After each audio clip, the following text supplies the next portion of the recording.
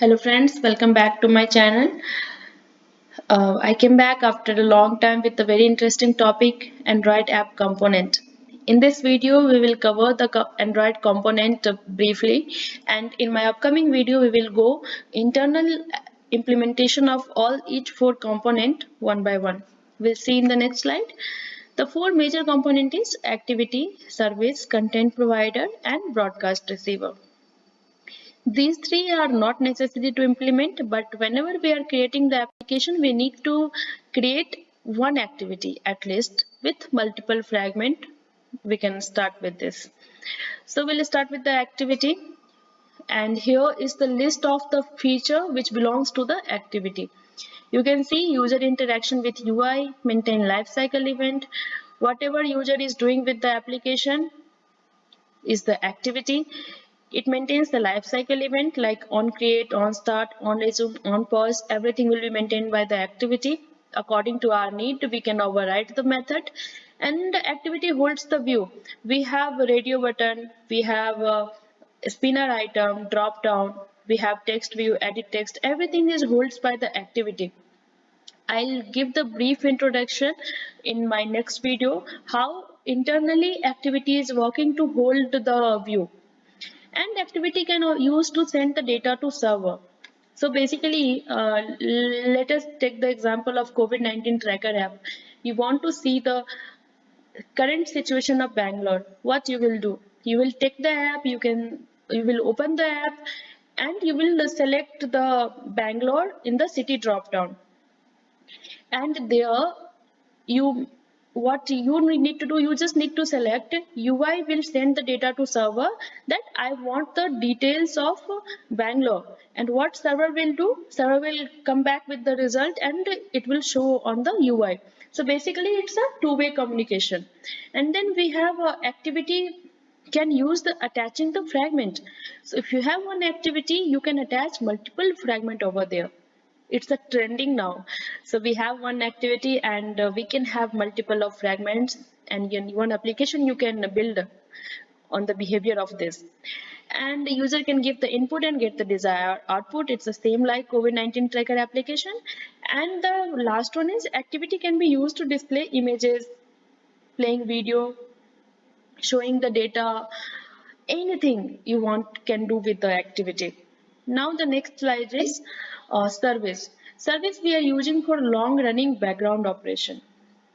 Let us take the example of music app.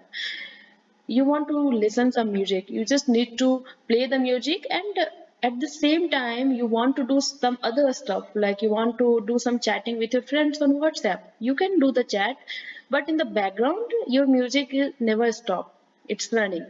And use to download huge data. Sometimes we are using services to downloading the data, huge amount of data we can download by using service. Third one is running on main thread, that I will explain in the next video. And the fourth one is no UI interaction. Currently, I given you the example of music. So once your music is running on the background, you can do other stuff. You can use WhatsApp. You can use some other thing. You can use Arogya Setu app. Anything you can do. And the last one is once started the service, it can be run as long a running operation. Service is a long running operation, so you need to stop the service, or else we are using intent service for this. So itself, once work is done, your service will be stopped. So service is basically of 3-4 types. First one is foreground service, background service, bond service, intent service. Everything will explain in the upcoming video. Coming to the next one is content provider. Content provider we are using for sharing access to your application data with other application. Suppose I have a WhatsApp, I have a contact. How difficult if we are not using content provider, how difficult it is. I need to save the one contact A on contact app and contact A on the WhatsApp. It's too much. So here we can use content provider. You don't need to do anything, you just need to add contact A in contact app, and WhatsApp will fetch that data. So it's basically a application to application communication we are doing with content provider. Then we have loading data in your UI using a cursor loader. We have one component is cursor loader. By using this, we can load the data on the UI. Coming to the next one is broadcast receiver. BR is used to register application level event.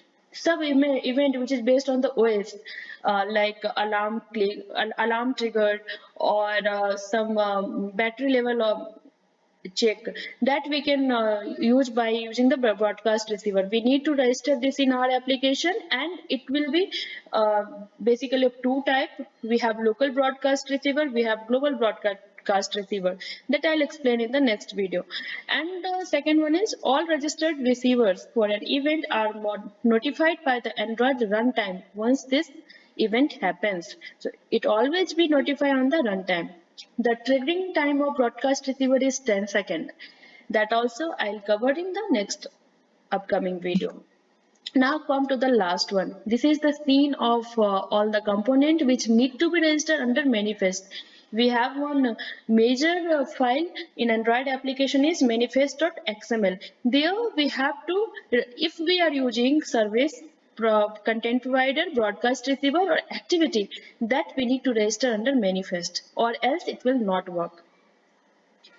In next video, I'll explain about all each of the four component, and we'll see briefly how it works internally. So thank you so much guys for watching me. Please to like and subscribe my channel. I know it's late, after 3-4 months I uploaded a video, but more surprises is on the way. Thank you so much.